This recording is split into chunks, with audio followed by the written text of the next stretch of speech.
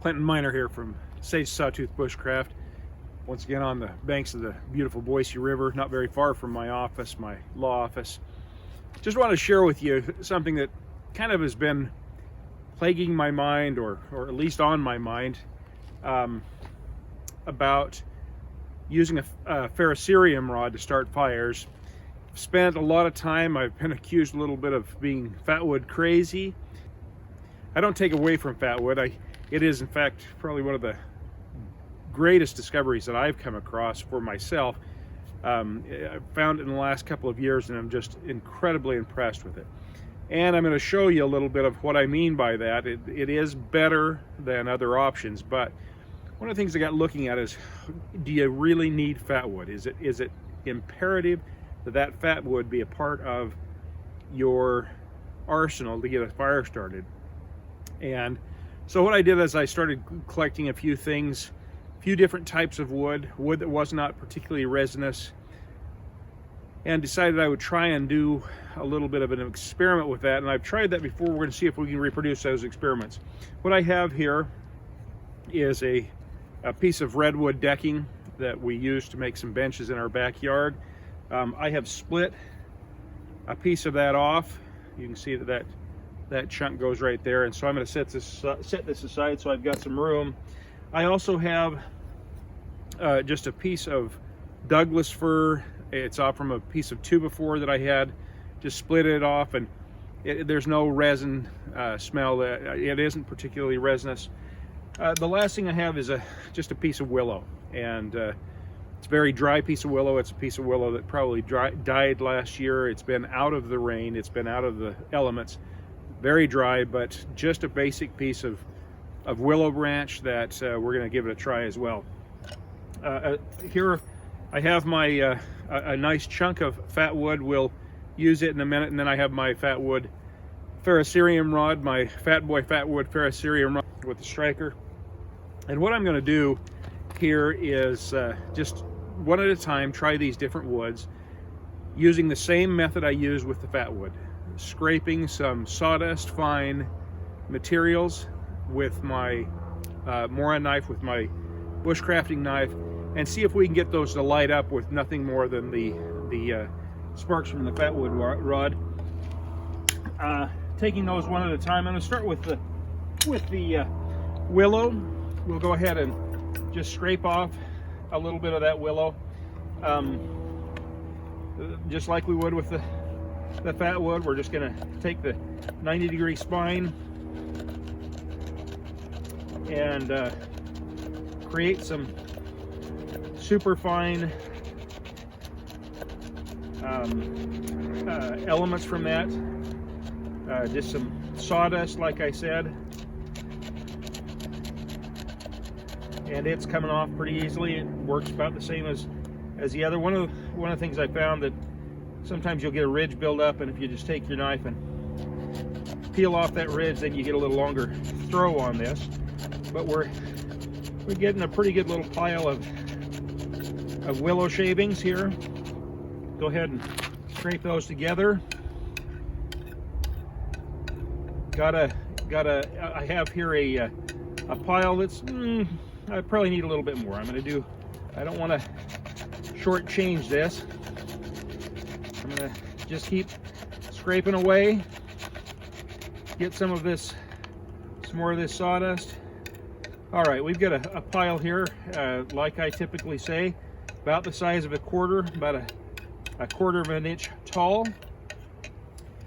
And with that, we'll set aside the Fatwood, or excuse me, the sheath there. Make sure we can get there we go. Get some of that oxidation off the outside of that ferrocerium rod. And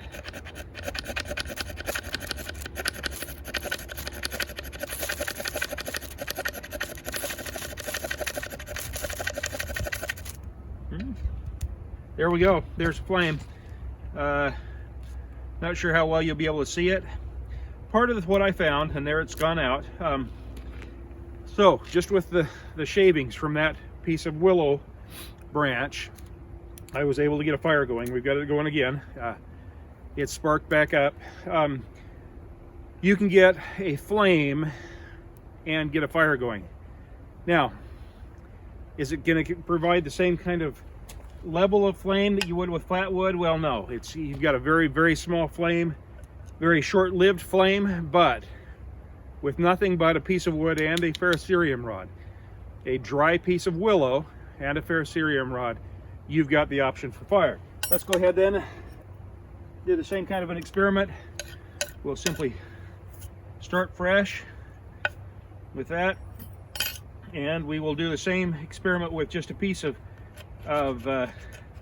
Douglas fir 2x4. I'm just going to scrape it up just like I did the last one. It's a little easier to get some nice shavings off from it.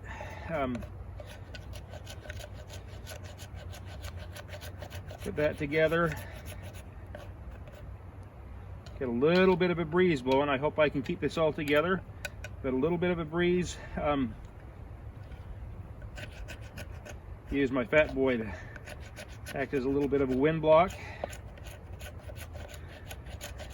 There we go. We got a nice little pile forming here.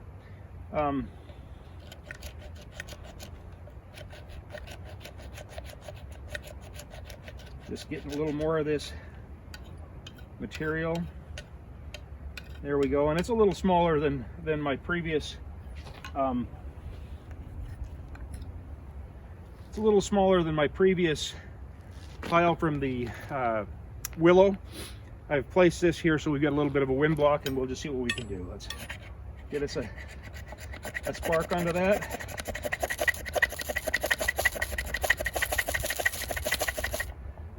And we've got a flame. So again, simply a piece of Douglas fir 2x4, and so a Douglas fir branch that isn't particularly full of resin, that's dry.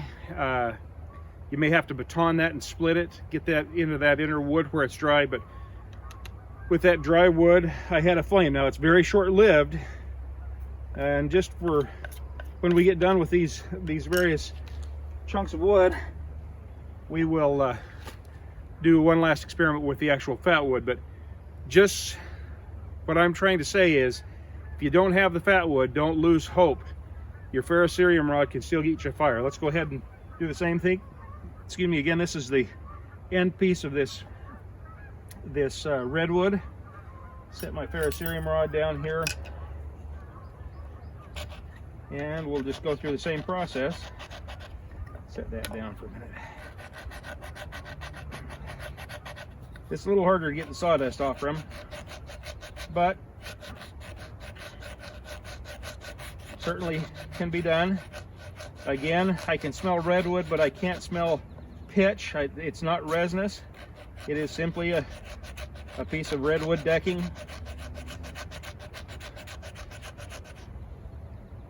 And we'll pull that together.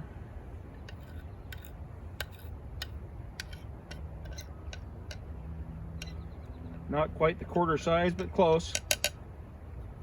And same process. We take the back of my Mora knife that's been cut at 90 degrees.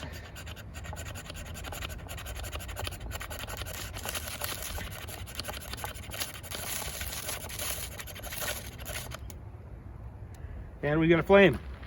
So all three of those woods, and I would suspect that probably about any wood, when you get the particles that fine and you introduce something as hot as the sparks coming off from this Fatwood ferrocerium rod, you're going to get a flame. Now again, that flame's been fairly short-lived. It's still got a little bit going on there, but it is not burning particularly long, but that little tongue of flame is going to get you where you need to go. That little tongue of flame can be extended, obviously, by creating a bigger pile. A little more effort, a little more time, scraping a little nicer pile of that sawdust. And from what I've seen, it doesn't burn very deep into the sawdust, so you're better off with a larger pile spread, so that the flame can spread around that fire. Excuse me, around that pile. Then you've got the means of extending the length of the burn. Now, that being the case, let's try one last thing, and that's This is just a piece of Fatwood. It's from our adventure last fall when we went up and chopped up the stump. I'm not going to need the wind block or these other items. We'll completely clear off what we've done. This is more pitch than it is wood. We'll go ahead and scrape some of it up. It is, by the way, the same wood that my Fat Boy ferrocerium rods are made of. Right now, all of the rods we're making and getting out come from that same stump, because we got a couple 100 pounds at least worth of material out of that stump. So now I've got a small similar pile here of the sawdust, and let's see what happens when we throw a spark onto that.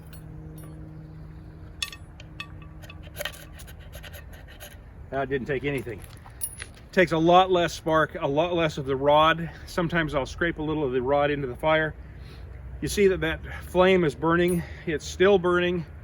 It's burning fairly substantial, so you've got a fairly high mark of that flame, and so you're coming out with a much better fire starter. But the point of this video isn't to reiterate that the Fatwood will burn and will make a great fire for you. The point of this video is that if for some reason you don't have your Fatwood ferrocerium rod, or you don't have access to some Fatwood, but you can find some dry willows that are dead, some dry low-hanging branches off from a Douglas fir or some type of pine, baton that and get into that inner wood and scrape it, get yourself some sawdust. You're going to have the means of creating a fire or flame that, if you've got your tinder ready, you're going to be able to build a fire. Again, Clinton Miner here from Sawtooth Bushcraft. I want to thank you once again for all of your support in these videos. Got a great following, making a lot of new friends in this realm, and as well as on Facebook. Really seeing some growth in the interest in these old skills that can keep us alive, either when we're out in the backcountry enjoying ourselves with our families, we're out hunting, we're out fishing, or if we have some kind of a situation where circumstances aren't so good, the society falls apart, the end of the world as we know it. I'm not too worried about that, but there can be times when we just don't have what we need or what we think we need to get along, and we can get these things done. Thank you once again. Thank you for your support. If you like these videos, I'd love to see that thumbs up on that like, and more importantly, all of those of you who are watching these videos and haven't done so yet, go down to that subscribe button and hit it. It really helps our channel. It really helps us move forward in spreading this word around. It helps us indicate to YouTube that this is a serious channel. They put it up for shares so that other people can watch and we can grow this community. Not only does that help me with my channel, but it helps you as I have feedback from these other folks, and we can help grow and learn.